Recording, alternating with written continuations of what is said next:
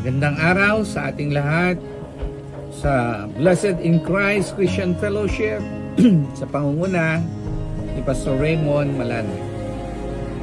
Ako po ang inyong lingkod, si Bishop Bong Ihon. Siyang naanyayahan na magbahagi sa atin ng salita ng Diyos para sa araw na ito. So, ang ating tema ay ang Philippians chapter 3 verse 14. So sinasabi rito, I press on toward the goal to win the prize for which God has called me heavenward in Christ Jesus. O sa Tagalog, na ako ay patuloy na nagpapatuloy para makamit ko ang mga gantimpala na nilaan sa akin ng Panginoon na nakalaan sa langit kay Kristo Jesus. So ito po ay napakagandang tema sapagkat dito sinasabi na kung paano tayo ay merong mga goals sa buhay. Kung walang goals ay maaaring ang buhay natin ay walang mararating. Sa atin bilang Kristiyano, ito ay isang napakahalaga sa ating buhay. Si Apostol Pablo ang siyang nagsulat ng salita na ito sa Filipos 3:14. So kung makikita natin, ang buhay ni Apostol Pablo ay isang masasabi natin na siya ay matagumpay na lingkod ng Diyos na tinawag at dumaan sa napakaraming pagsubok na katulad din natin. Bilang mga Kristiyano, tayo ay dumadaan sa mga pagsubok sa buhay. So ito po ay natural para sa atin sapagkat ang Diyos ay nangako sa atin na sasamahan niya tayo at di niya tayo iiwan. At sinabi naman ng Panginoon, dito sa mundong ibabaw na ito, tayo ay merong mga tribulasyon, pero tayo magalak, ang sabi ng Panginoon, sapagkat yan ay kanyang napagtagumpayan na. So sa ating buhay mga kapatid, ay meron tayong ninanais na sumunod sa Panginoon at magtagumpay. Kaya sa ating aralin sa oras na ito, sa aking maihahatid para sa atin, sa ating mga kapatiran, ay magkaroon tayo ng kalakasan na pananampalataya. Lalo na sa taon na ito na kung saan ay maraming hamon sa ating buhay sa pagsunod natin sa ating Panginoon. Ako ay bilang matagal ng pastor, for almost 40 years, ay marami ng pinagdaanan. Subalit, napatunayan ko na ang Panginoon ay hindi tayo iiwan. Tayo ay kanyang sasamahan palagi. So, ano nga ba ang maaari nating gawin para tayo magpatuloy sa ating paglakad bilang mananampalataya at tagasunod ni Kristo? So number 1, masasabi ko na in pressing toward the goals, we need to focus on Christ Jesus. Mahalaga na tayo ay mag-focus o tumingin sa ating Panginoon. Sinabi niya ito doon sa Hebrew chapter 12 verse 2. Sabi niya roon ay look unto Jesus, the author and the finisher of our faith. Tayo ay tumingin kay Jesucristo na kung saan na siya ang nag-umpisa at siya ang magtatapos ng ating pananampalataya. Huwag tayong titingin sa kaliwa o sa kanan. Sabi nga ay minsan ito ang ating mga nagiging dahilan para tayo hindi magtagumpay. Minsan nakatingin tayo sa mga bagay-bagay, lalo na sa loob ng simbahan, nakatingin tayo sa mga pagkakamali. Walang perpekto. Lahat ay tinubos lamang ng Panginoon. At tayong lahat ay kanyang patuloy na binibigyan ng biyaya lamang sa ating buhay. Sa ating pagsunod, mahalaga na hindi tayo tumitingin sa kung saan-saan. Dahil pag tumingin tayo sa kung saan-saan, ay marere-focus Naalala po ba natin nung ang Panginoon ay niyaya niya ang kanyang mga disipulo na sila ay sumakay sa bangka. At nung sila ay sumakay sa bangka, ay natulog ang Panginoon. Ay pinakita ron na ang Panginoon ay natutulog. Pero nabalisa ang kanyang mga kasamahan, ang mga disipulo. Ang iba'y natakot, ang iba naman ay nangangamba. Dahil nag-aalala sila, baka lumubog ang kanilang bangka. Pero sila ay tinuturuan lamang ng ating Panginoon. Nais ng Panginoon na sila ay tumingin sa Panginoon na kung saan sa oras na yon ang ating Panginoon ay walang kabalisahan. Siya ay natutulog lamang. Pero ang kanyang mga disipulo ay natataranta at nagkakaroon ng kagulahaminan. Pero doon natin makikita na ang Panginoon ay alam niya na ang lahat ng bagay ay kontrolado niya. So dito natin makikita na nais ng Panginoon na tayo ay mag-focus sa Diyos. Look unto Jesus, the author and the finisher of our faith. Mga kapatid, ay hindi tayo magtatagumpay sa ating takbuhin, sa buhay, lalo sa atin, mga Kristiyano, na matagal pa ang labanan. Ibig sabihin, tayo maglilingkod, marami pa tayong dapat gagawin para iwin ang maraming tao sa paanan ng Diyos. So, focus on Christ. Focus on Jesus Christ. Tayo ay titingin kay Hesus Kristo at di tayo titingin sa kung saan-saan para magtagumpay ang ating buhay. So, dito natin makikita na merong tagumpay na nilalaan sa atin ang Panginoon pag tayo ay nagpapatuloy. Just press on toward the goals that God set upon us. Pangalawa, forget the past.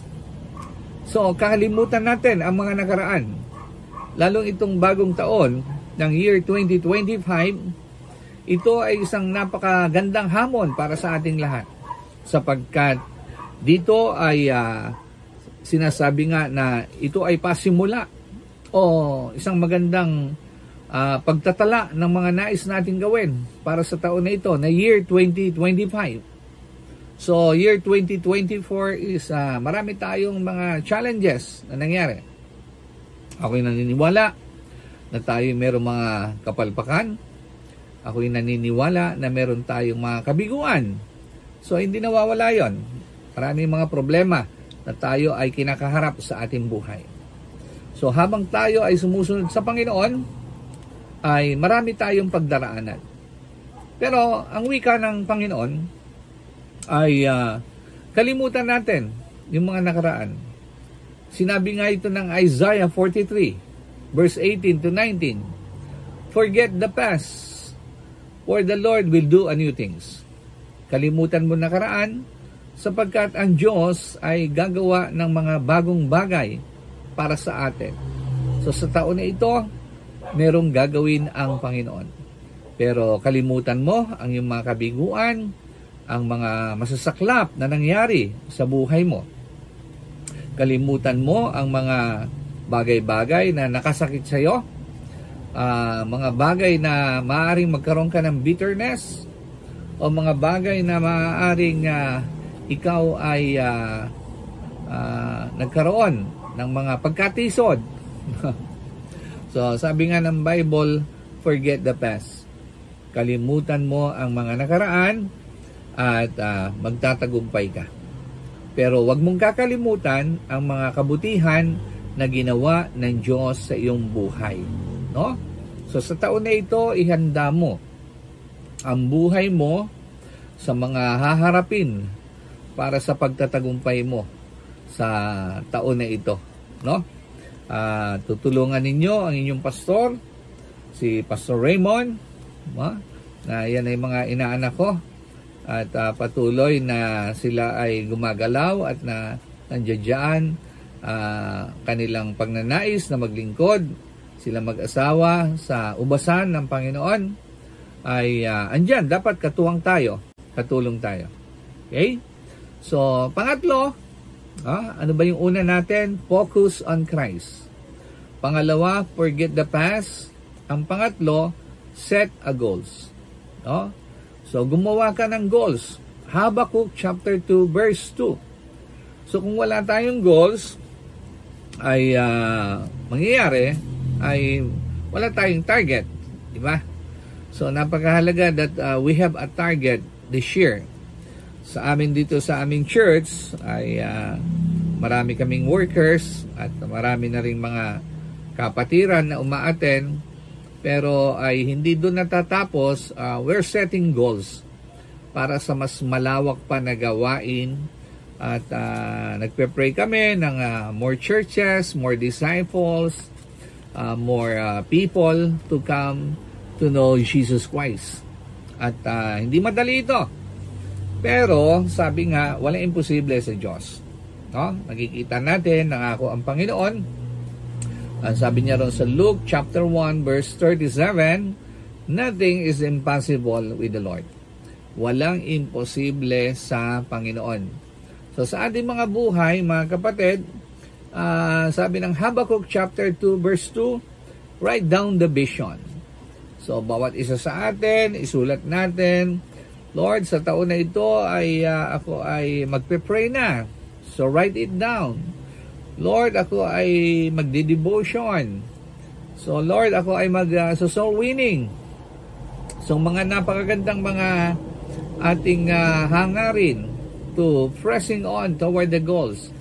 So let us setting a goals always, So doon natin makikita na kailangang isusulat. Write it down. Okay? Meron kayong papel na nandiyan at hayaan ninyo na araw-araw ito ay marireview ninyo, titignan ninyo kung nagagawa ba ninyo ang mga isinulat ninyo dyan sa inyong mga kwaderno o papel. So, that is very important. Okay? So, number 4, have faith in God.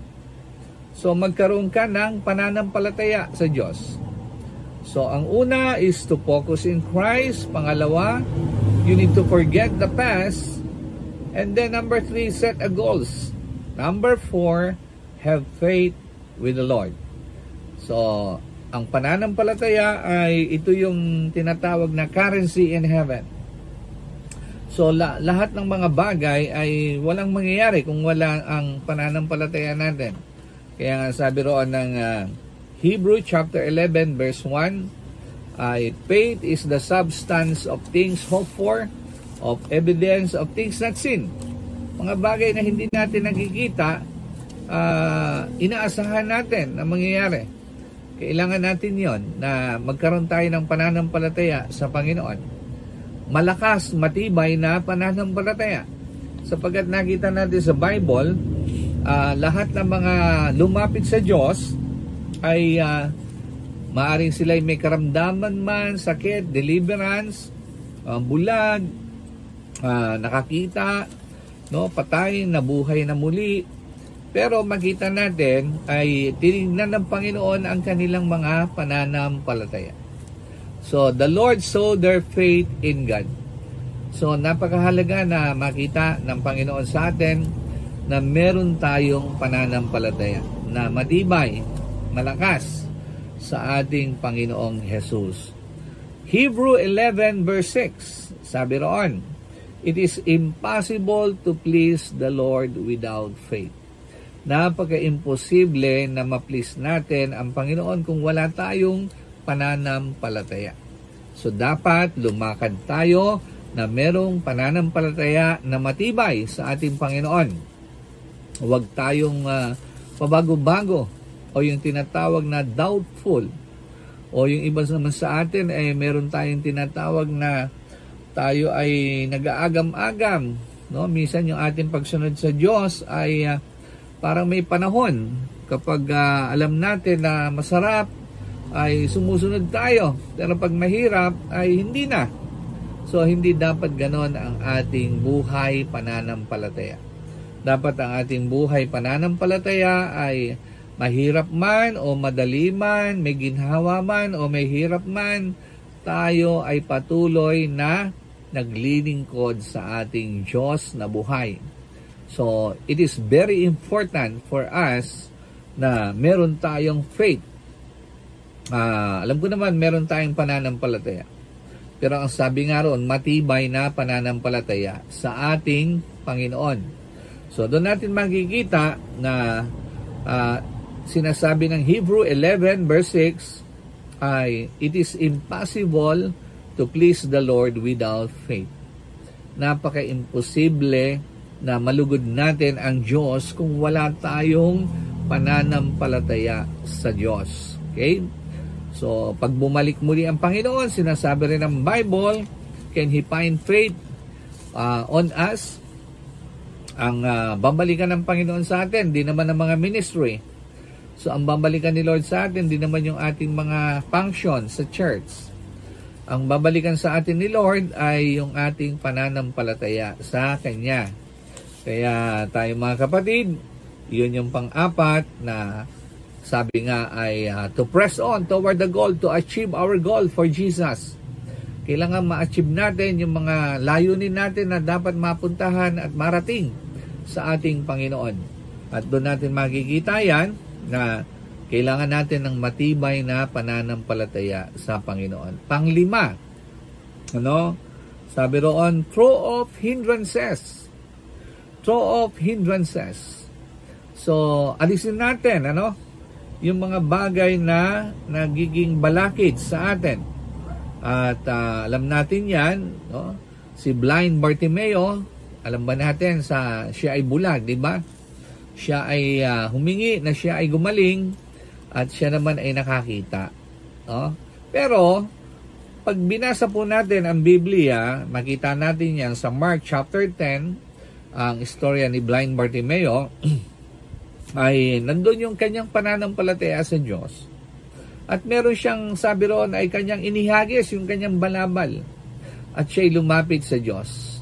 Ibig sabihin, di pa siya nakakita, ay tinapon niya na yung mga bagay na nagpapakilala sa kanya na siya ay isang bulag at walang kakayahan.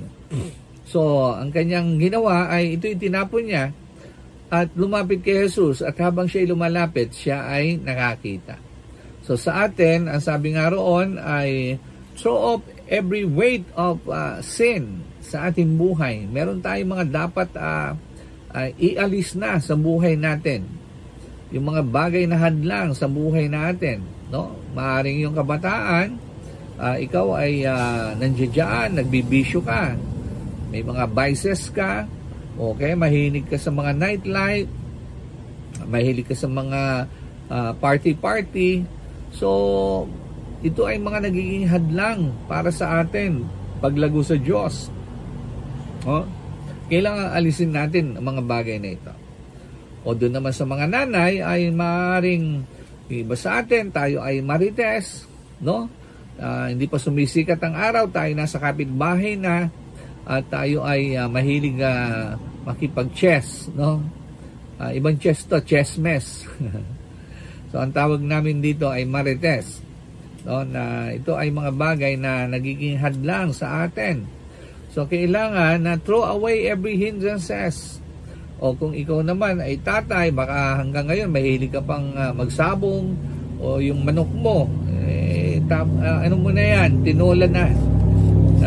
Ito ay pamigay mo na. At iyan ay nakakahadlang sa paglago mo sa Panginoon. So, napakalaking bagay, napakahalaga na tayo ay inaalis natin ang mga tinatawag na hindrances o yung mga nakakabigat o mga hadlang sa atin paglago bilang mga Kristiyano. So, number 6, finish the race. So, tayo ay nasa takbuhan. Sabi nga, ang takbuhan na sinalihan natin ay marathon. Ibig sabihin ay matagalan, mahaba, kailangan ng lakas, kailangan ng patience. But, sabi nga roon, finish the race. Sinabi yan ni Apostle Paul doon sa Acts 20 verse 24, ang sabi niya roon ay finish the race. ay fulfilled, no? May mission. So, sa ating buhay, mahalaga, ganun din tayo, katulad tayo ni Apostol Pablo, na tayo ay, ang inumpisahan natin ay kaya nating tapusin. Diba? Sa lahat naman ng bagay ay ganon. Kayo ba ay nanood ng sine na kalahati lang ang inyong pinanood? O kaya umpisa lamang? So, hindi rin maganda, diba? Maganda na umpisahan natin at hanggang matatapos yung ating pinapanood. So, sa ating buhay, ganon. We need to finish the race.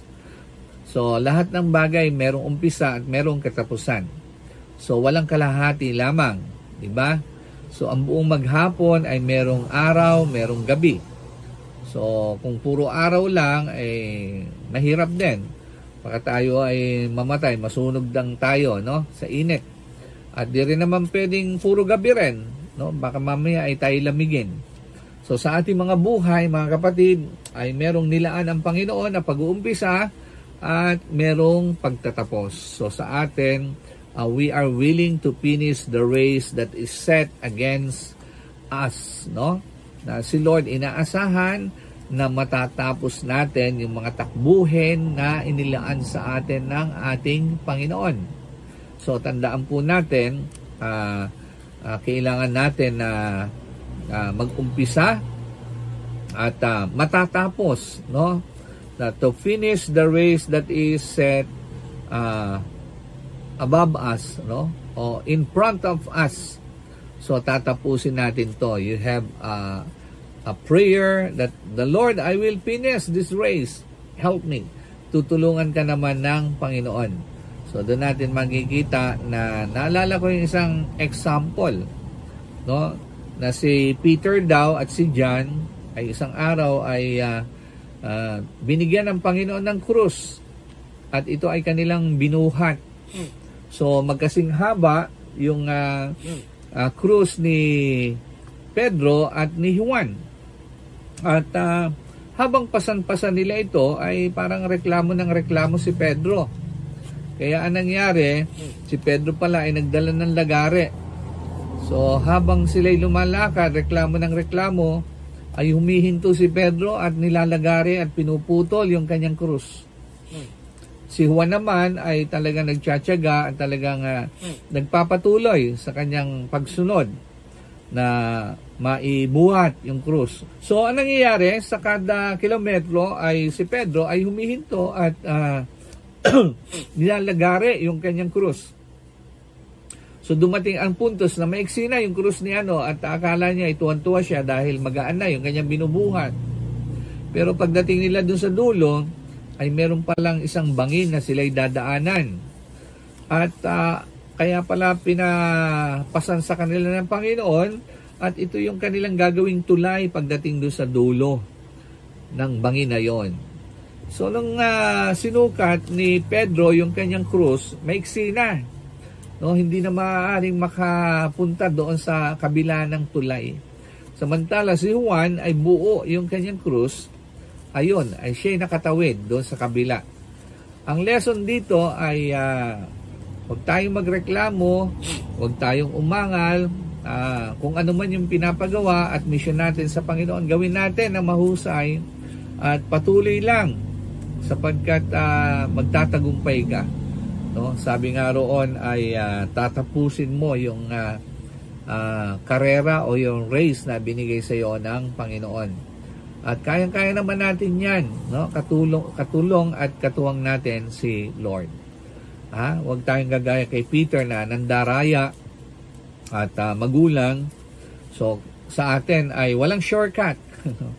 So, finish the race that is set before us. And then the last ay you need to pray. Above all, pray. Ephesians chapter 6 verse 18, the Bible says, above all, pray, always pray. So, ang prayer ay two-way communication. So, when you pray, you talk to God. So, when you read the Bible, the Lord talk to you.